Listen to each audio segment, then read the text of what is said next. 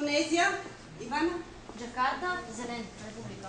Защото е също република. Малайзия. Намерете Малайзия. Теди? Куала-Лумпур с зелен. С зелен или червен? Червена. Защото е монархия. Така. Турция. Калуяна? Анкара с зелено. С зелено, така. Япония. Госпожо с червено. Така, госпожо с червено. Ще го изтриме, няма проблем. Госпожо с Япония. Така, Турция с Анкара с зелено. Япония? Да. Токио с червено. Токио с червено. Така, Афганистан? Кабул с зелено, защото е република. Защото е република.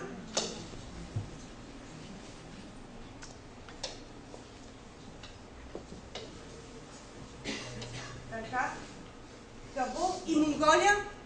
Теди? Улан-Батор с зелено. С зелен цвят, точно така. Видяхте кои са столиците на тези държави и каква е формата на управление. Казахме преди малко, че държавите се разпределят и според вътрешното си държавно устройство. Пред вас е картата на света и на континент Азия. В зелен цвят са обозначени държавите, които са с федерално устройство и унитарни държави. Федерални, защото има местно самоуправление, а унитарните са с единно управление. В континент Азия, гледайки картата на континент Азия и атласа пред вас, можете ли да ми кажете кои са най-големите федерални държави?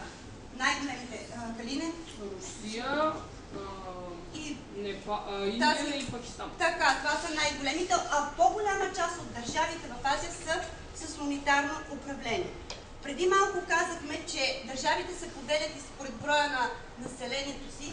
Най-многобройната държава в Азия е Китай, разбира се, всички знаете това. Над 1 милиард 311 милиона души живеят в Китай. Индия, Индонезия, Пакистан, Бангладеш и Япония, като за последните две държави това, което е особено, че са с много малка площ, почти колкото България, но населението е 12-15 пъти повече от България. Най-малобройните държави в Азия са Република Малдиви с 380 хиляди души население, Бруней, Бахрейн, Кипър и Катар. Държавите в Азия се разделят и според своята площ на големи и малки. Най-голямата държава в Азия е Русия. По площ 17 милиона квадратни километра, но тя е разположена в два континента – Европа и Азия. А най-голямата изцяло азиатска страна това е Китай, 9,6 милиона квадратни километра. Най-малката държава е Малдиви. Ето я тук.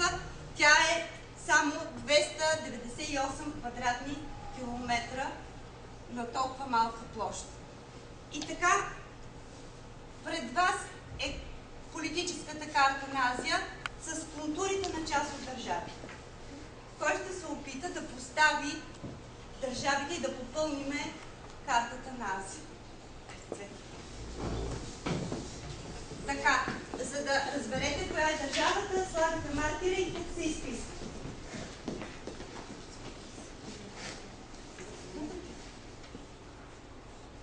Така, това е Индия. Така, ето още една държава. Така, това е Китай. Така, друг, кой иска да се опита да подреди контурите на други държави? Хайде, още, айде.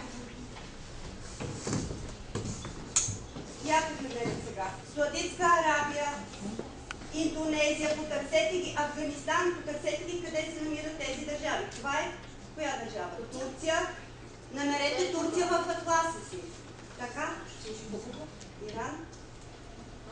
Иран. Така, ето Иран къде се намира? Саудитска Арабия. Така. Индонезия. Така, островна държава. Афганистан.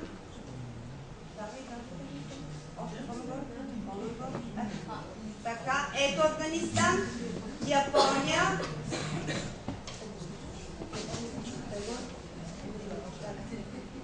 Тайланд.